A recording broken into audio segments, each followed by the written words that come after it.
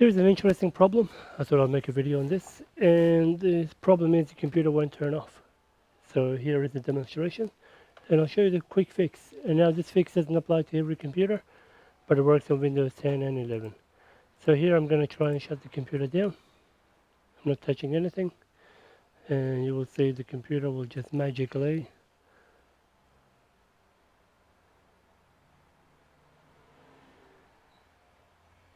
come back again. It's rebooting instead of shutting down. So the way to fix this is, in this case, this is the fix. So just right click on Start menu, Run. We're going to open Control Panel, Control, Enter,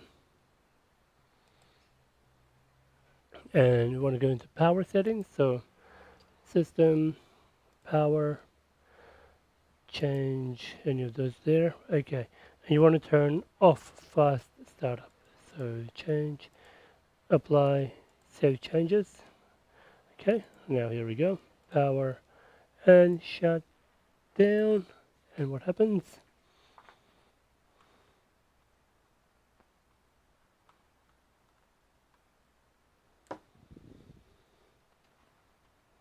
Let's see if the light will go away.